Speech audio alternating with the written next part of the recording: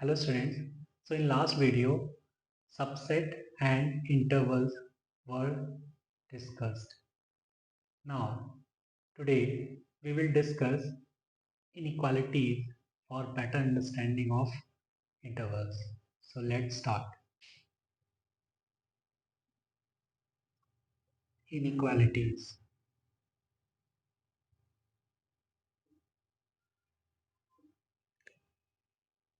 So बेटा inequalities में हम लिखेंगे two real numbers or two algebraic expressions related by a symbol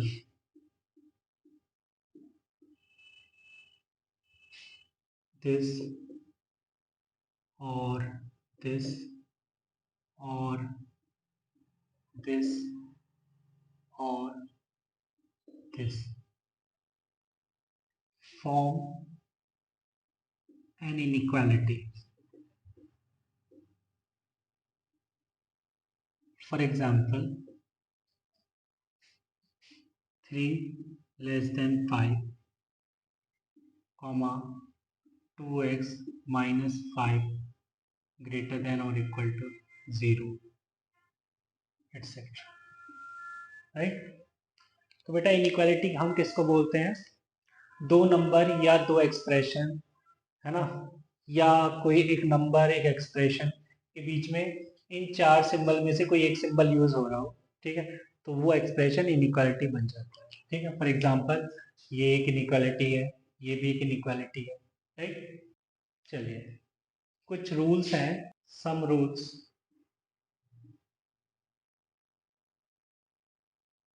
of an inequality.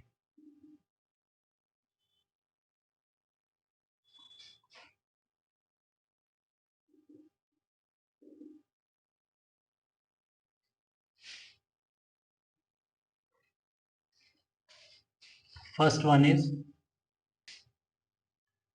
if equal numbers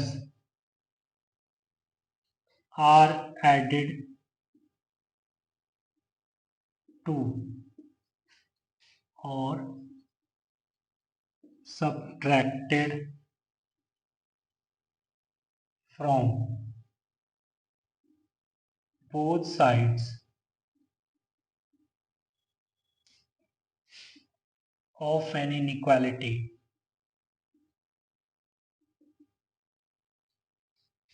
then inequality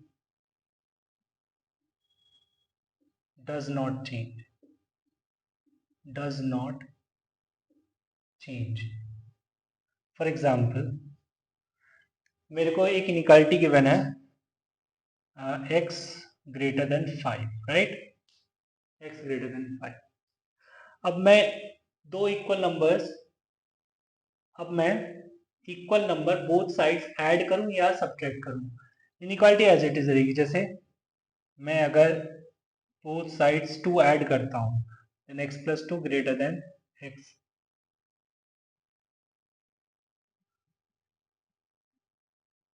five plus two, right. तो inequality as it is ही रह जाएगी. Okay, next point,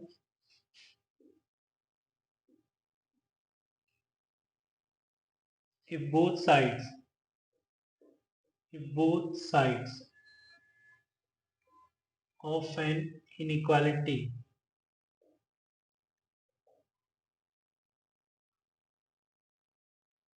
are multiplied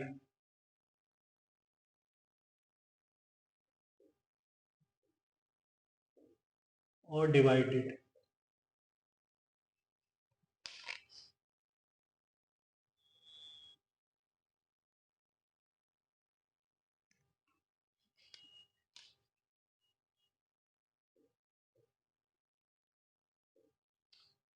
by the positive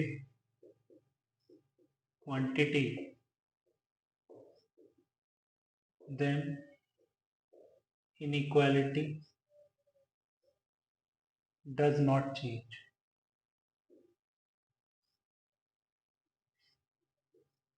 Okay, for example, अगर x less than 3 लिखा है और मैं both side 3 से डिवाइड करता हूँ,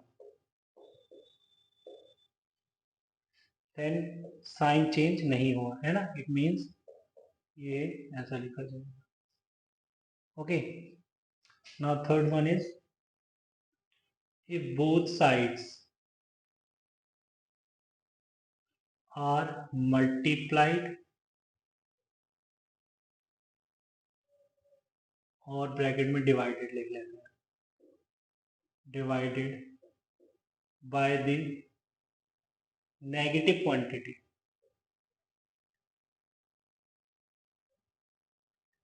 देन inequality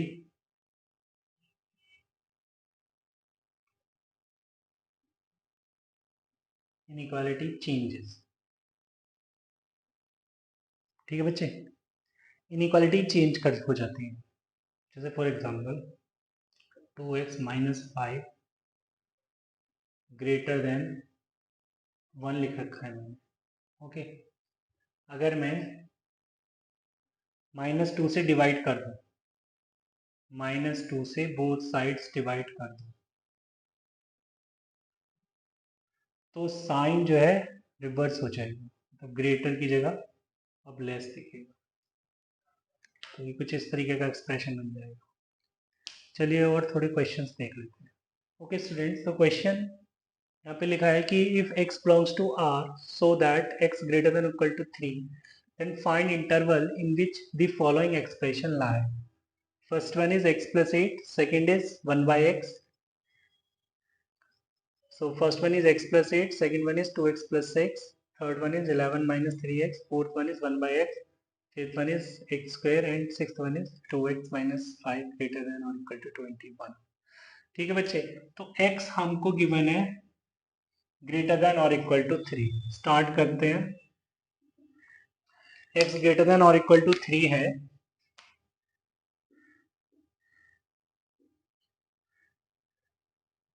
तो फर्स्ट स्टार्ट करते हैं. अगर x greater than equal to 3 है तो x प्लस 8 ग्रेटर देन और इक्वल टू क्या होगा, मैं बोथ साइड्स का 8 ऐड कर देता हूँ, तो 8 प्लस 3 मीन्स x प्लस 8 का इंटरवल क्या आ जाएगा, ग्रेटर देन इक्वल टू 11. तो बच्चे एक्सप्रेशन का इंटरवल क्या आ गया कि भाई x प्लस 8 का जो इंटरवल आ गया वो 11 से infinity. Okay, now second one, अगर हम बात करें again x greater than equal to 3 से स्टार्ट करते हैं. देखिए बच्चे, तो इसकी हेल्प से मुझे ये पूरा बनाना है. तो अब x greater than equal to 3 है, देन मैं सेकेंड स्टेप में क्या करूं, बोथ साइड 2 से मल्टीप्लाई कर दूं. तो यहाँ पर 2x ग्रेटर देन और इक्वल टू 6 दिखने लगेगा मुझे, और उसके बाद में बोथ साइड 6 ऐड कर दूं. तो पॉजिटिव क्वांटिटी मल्टीप्लाई करने पर भी इनइक्वालिटी चेंज नहीं होती है, और पॉजिटिव और same quantity both side add करने पर भी इनइक्वालिटी चेंज नहीं होती है. तो 6 प्लस 6 आ गया. ठीक है, तो ये एक्सप्रेशन का इंटरवल क्या आ गया, 2x प्लस 6 ग्रेटर देन और इक्वल टू 12. राइट, तो अगर बात इंटरवल की करें तो ये कह रहे हैं कि ये जो क्वांटिटी है 2x प्लस 6, ये जो एक्सप्रेशन है 2x प्लस 6, ये ग्रेटर देन और इक्वल टू 12 है. ओके, तो अगर मान लो मैं इसको थोड़ी देर के लिए t बोलता हूं, तो t क्या है, ग्रेटर देन और इक्वल टू 12. मतलब अगर इस बात को हम नंबर लाइन ड्रॉ करके समझे, तो ये अगर मान लो सारे रियल टी इस पर लाई कर रहे हैं, तो t जो है 12 से बड़ा या 12 के बराबर है. तो 12 से बड़ा 12 के राइट में जाएगा, 12 के बराबर है, तो इस चीज़ को रिप्रेजेंट करने के लिए मैंने एक डॉट यूज़ किया है, ठीक है। तो मैं कह सकता हूँ t belongs to 12 close and infinity side तो ओपन रहता है। तो ये 2x प्लस 6 का इंटरवल आ गया 12 to infinity. Okay, now third one is x greater than और इक्वल टू 3 से स्टार्ट करते हैं ना, है ना।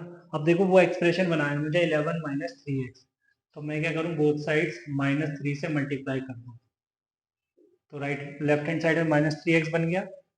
बट अगर मैं -3 मल्टीप्लाई करूंगा, नेगेटिव क्वांटिटी मल्टीप्लाई करूंगा, तो इनइक्वालिटी का साइन चेंज हो जाएगा, ये हो जाएगा लेस देन और इक्वल टू ये -3 इंटू 3, ये -3x किसके लेस देन और इक्वल टू क्या हो गया, -9। ओके, अब मैं बोथ साइड्स 11 ऐड कर देता हूँ, तो 11 ऐड अगर करूँगा तब इनइक्वालिटी एज इट इज ही रहेगी, अब एज इट इज रहेगी। तो 11 माइनस 3x क्या हो गया, लेस देन और इक्वल टू 2। ये एक्सप्रेशन, इसको अगर मैं t बोलता हूँ तो t का इंटरवल क्या आएगा, -∞ से 2, राइट। नंबर लाइन ड्रॉ की, ये कहीं 2 है, तो -∞ से 2 क्लोज्ड, तो this 11 minus 3x belongs to -∞, 2 closed.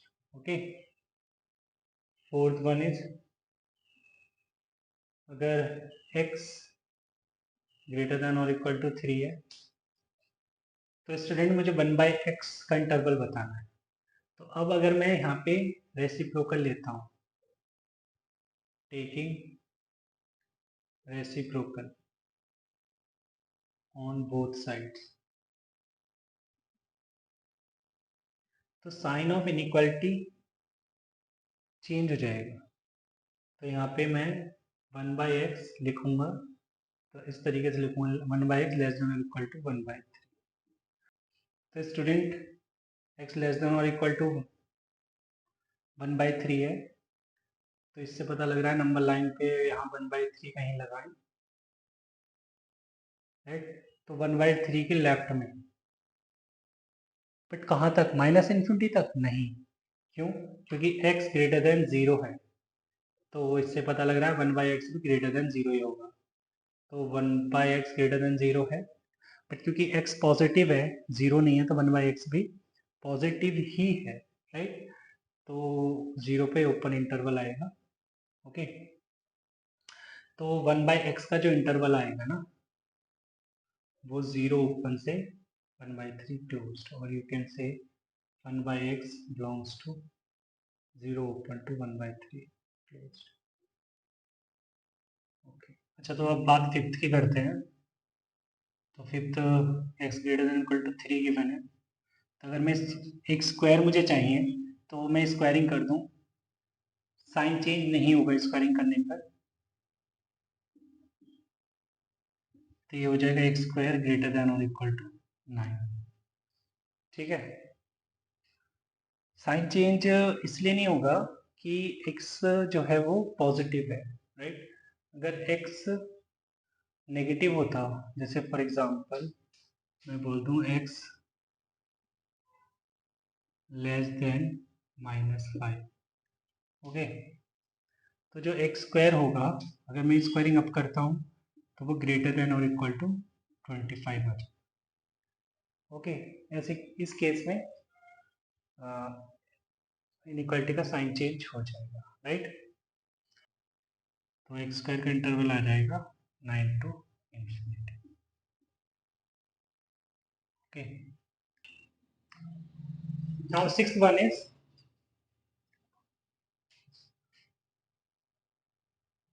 मुझे यहाँ पे फिलहाल इस इनइक्वालिटी को सॉल्व करना है, ठीक है, इसे सॉल्व करना है, सॉल्व। तो ये 2x माइनस 5 ग्रेटर देन और इक्वल टू 21 है, तो अगर मैं 5 को या फिर मैं +5 बोथ साइड ऐड करता हूँ, तो ये हो जाएगा ग्रेटर देन इक्वल टू 26। अब मैं 2 से डिवाइड कर देता हूँ, 2 एक पॉजिटिव क्वांटिटी है, तो साइन चेंज नहीं होगा, ये आ जाएगा ग्रेटर देन इक्वल टू 30। तो x का इंटरवल आ गया 13 से 180, राइट। चलिए स्टूडेंट, तो नेक्स्ट टॉपिक पर आते हैं, that is power set.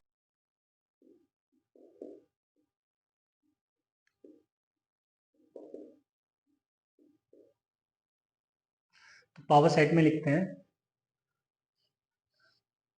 The collection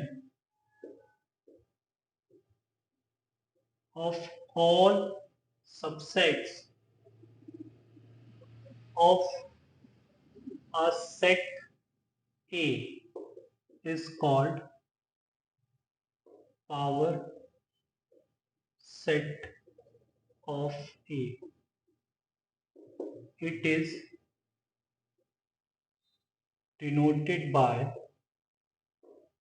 P of A. For example, अगर सेट A है 0 1, तो इसका पावर सेट क्या बनेगा? तो पहले मैं सबसेट देखता हूं, सेट A के सबसेट्स क्या होंगे। एक तो नल सेट होगा, एक सेट ऐसा होगा जिसके अंदर सिर्फ 0 एलिमेंट हो, एक सेट ऐसा होगा जिसके अंदर सिर्फ 1 एलिमेंट हो, और एक वो खुद ही सेट अपना सबसेट होगा, राइट। तो ये 4 सबसेट का कलेक्शन जो बनेगा वो पावर सेट ऑफ ए कहलाएगा। तो पी ऑफ ए को मैं लिख सकता हूं like this.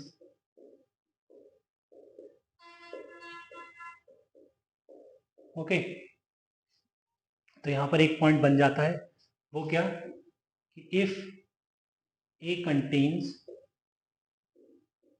n elements, then अगर किसी सेट के अंदर n एलिमेंट्स हैं तो किसी सेट के अंदर अगर n एलिमेंट्स हैं तो उसके टोटल सबसेट कितने बनेंगे? 2 टू द पावर n।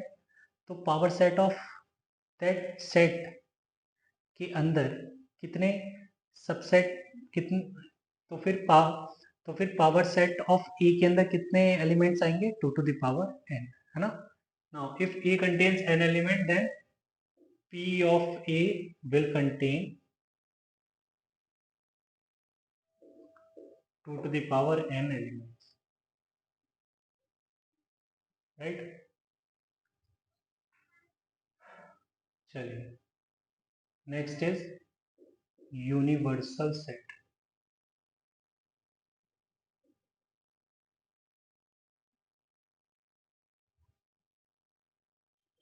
तो यूनिवर्सल सेट को समझते हैं, क्या है universal set.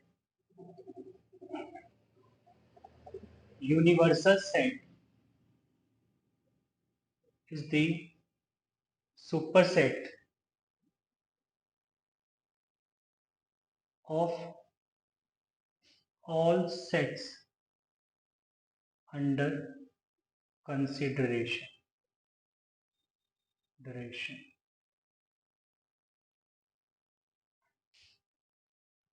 It is denoted by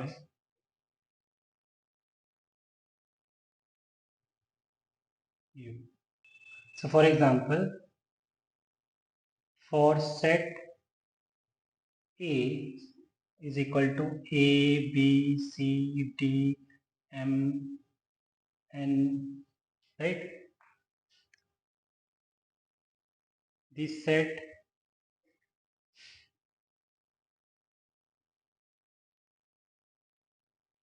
of all x such that x is a letter of English alphabet may be a universal set. Okay, तो कि इस सेट को लेकर अगर बात करें हम, सेट ए को लेकर, ये जो दूसरा सेट है जिसके अंदर लिखा है the set of all x such that x is the letter of English alphabet, ये किसका काम कर सकता है? यूनिवर्सल सेट का, क्योंकि इसके अंदर तो सारे अल्फाबेट्स आ रहे हैं। ओके, तो ये तो सुपर सेट बन जाएगा सेट ए का, तो ये क्या हो जाएगा? यूनिवर्सल सेट भी बन सकता है, ठीक है। चलिए चलिए स्टूडेंट, तो कुछ और क्वेश्चन डिस्कस करते हैं फॉर बेटर अंडरस्टैंडिंग। चलिए स्टूडेंट, तो question is which of the following may be considered as universal set for ए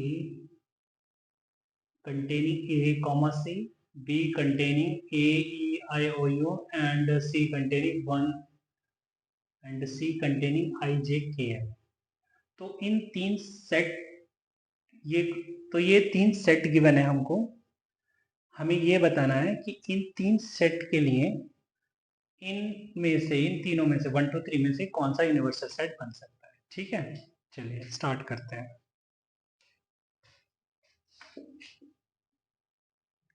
अगर फर्स्ट की बात करें, set A C is a subset of this,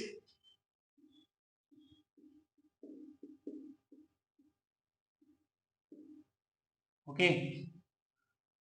Also B A E I O U, क्या ये set B इसका subset बन रहा है?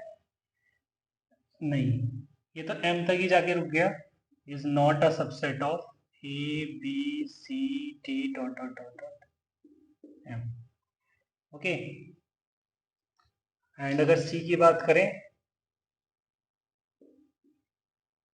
क्या C सबसेट बन रहा है? That is I J K L. क्या ये सबसेट बन रहा है? इसके अंदर आएंगे वो एलिमेंट्स आएंगे सेट सी के, इसके अंदर एलिमेंट्स आएंगे, यस, इसके सबसेट है। बट ये तो सबसेट नहीं बना। It means A B C D dot dot dot dot M is not a universal set for A B and C, okay. चलिए बच्चे, सेकंड को लेकर और बात करते हैं। पहले के लिए तो हो गई, सेकंड के लिए और बात करते हैं।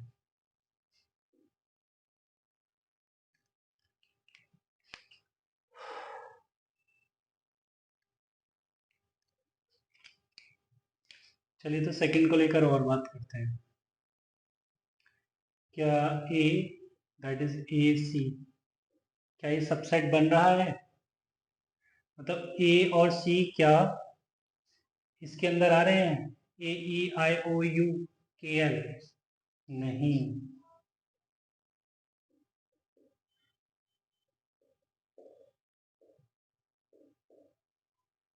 Also B, which is A E I O U, क्या इसके अंदर आ रहे हैं? यस।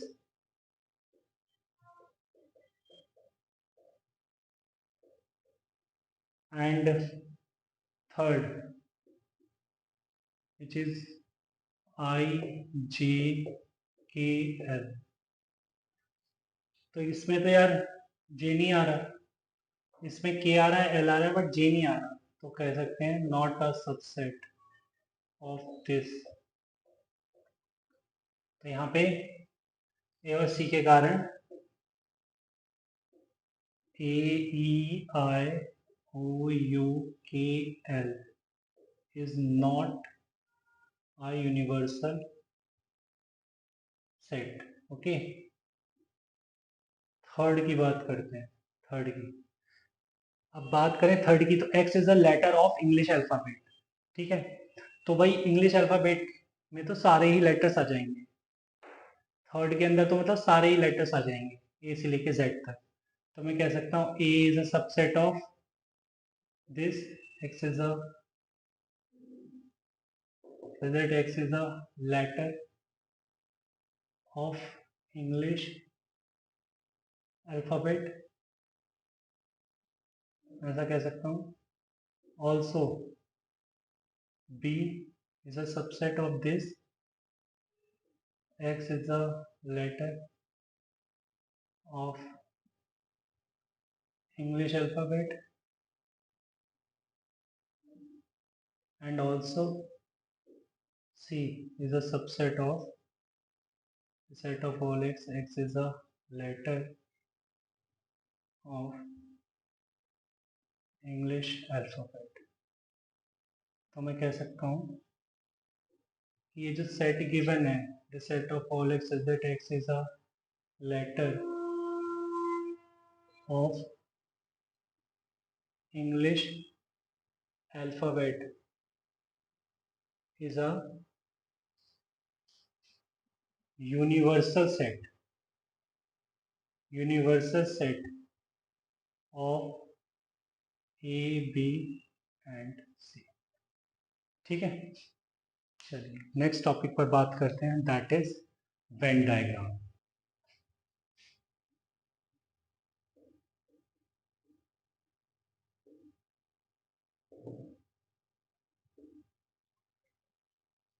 तो बच्चे वेन डायग्राम क्या है? वेन डायग्राम ओके, सेट्स की रिलेशनशिप, दो या दो से ज्यादा सेट के बीच में क्या रिलेशन है, उस रिलेशनशिप को हम किससे डिफाइन कर सकते हैं? डायग्राम से, जिसका नाम है वेन डायग्राम। तो इसमें पहले लिख लेते हैं relationship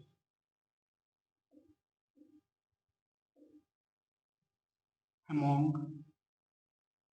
sets can also be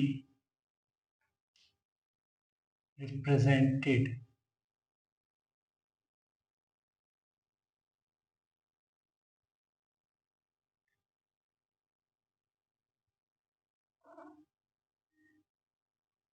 can also be defined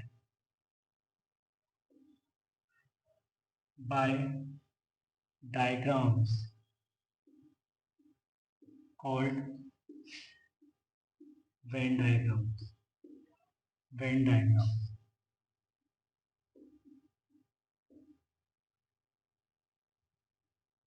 generally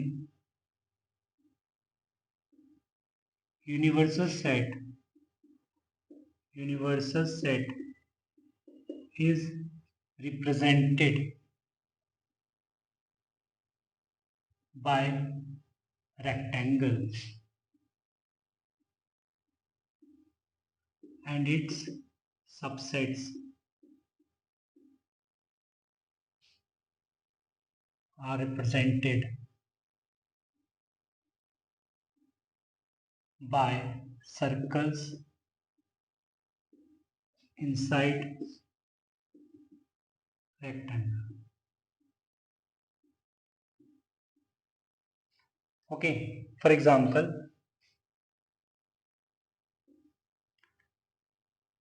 consider a set of real numbers as universal set।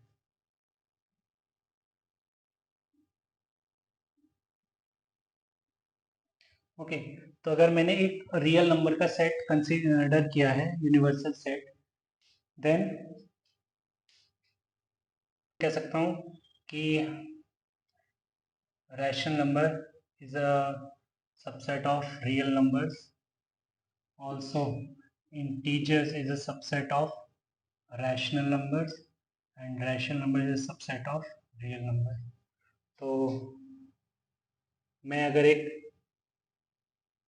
Universal set बनाऊं, जो मैंने यहाँ पे रियल नंबर लिया है, ठीक है, तो उसके अंदर एक रैशनल नंबर का सबसेट, एक सेट आएगा जो कि किसका सबसेट है? रियल नंबर का। ओके, और रैशनल नंबर के अंदर इंटीजर आ जाएगा और इंटीजर के अंदर, सॉरी यहाँ पे ये नेचुरल नंबर लिखना था, ये नेचुरल नंबर आ जाएगा। ओके, और यहाँ पे बाहर कहीं, इसके बाहर क्या पड़े होंगे? इरेशनल नंबर्स पड़े होंगे। ओके, तो इस तरीके से हम, ये पिक्टोरियल रिप्रेजेंटेशन हो सकती है किसकी? Venn diagram.